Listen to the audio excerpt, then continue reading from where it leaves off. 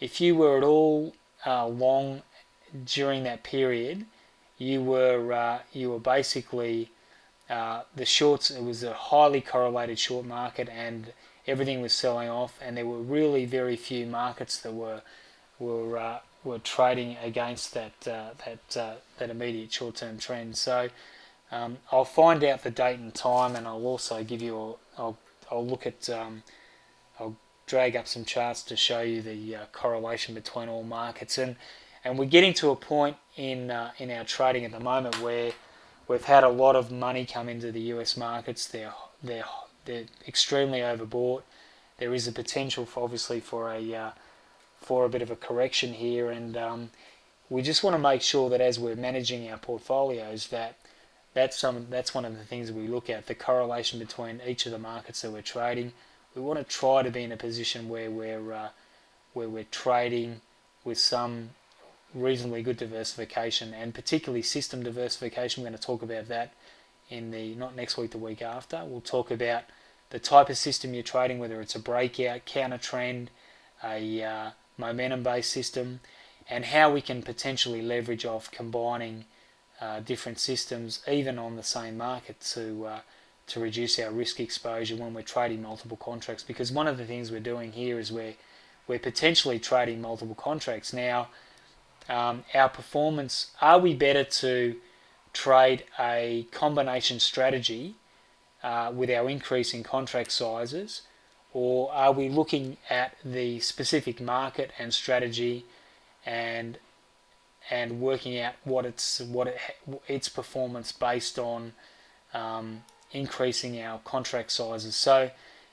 an interesting analysis is looking at whether we stay with increasing our contract sizes and just stay with the one strategy to leverage off that, or do we diversify, and then as we start to build and increase our contract size, do we hedge ourselves a little bit and apply a two-pronged approach to a market where we're trading with a little bit more diversification? So that's something for us to look at in the coming weeks, and we'll do some analysis on that. So traders, I'm going to leave it there tonight. Any questions before we wrap it up?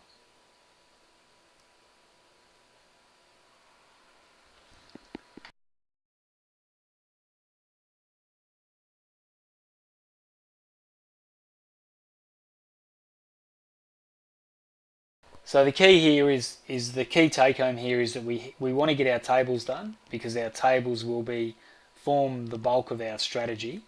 So it's really just a matter of just going through that data, getting a feel with what you're comfortable with, getting a feel with what risk you're comfortable with, and then setting up your table based on your comfort level. So I'll shoot this out now. If you've got any questions, let me know. But you can start having a look at that, and just have a look at how you want to sit in relation to your different rate of increase and decrease. And if you've got an idea of the way, if you've got something else that you want to include in there, or some variation to that, definitely work that in there as well, and we can compare that scenario.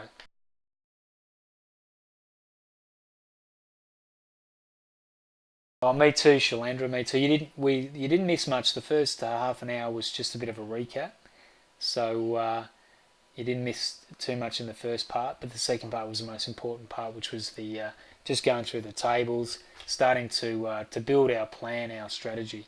So thanks everybody. Have a great night tonight. If you're trading crude or other markets, all the best. We got a good breakout yesterday, so it was nice to see crude come back into its own. If you're trading the Profit Accelerator, have a good look at the breakout trades from 1200 to 1350. That's the period I've been looking at. I'm going to put together a trade plan for the Profit Accelerator for that period. But for you guys in New Zealand and for us in Australia, that's really probably not a bad time to potentially look at running some trading, because it's starting to get closer to early morning, particularly for the guys in New Zealand. So it's a little bit more palatable. particularly during this this period of daylight savings. So I'll keep you updated on that. The data looks good. Breakout pretty much every day. Just 1 to 2 trades a day. Just in that last couple of hours of the US market. So it seems to capture that, crude seems to capture that turning point and general trend as the market starts to, or as the bigger traders, the institutional traders start to move the S&P. As you've probably seen, the crude oil is starting to become fairly or highly correlated with the indexes. So you've just got to be a little bit careful about that as well. All right, traders, thank you for your time, and we'll be in the session later tonight. So if I catch you in there, that'll be good. And if not, have a good week. Plenty of work to do. If you have any issues with MindJet, let me know. Otherwise, we'll catch you later. Cheers.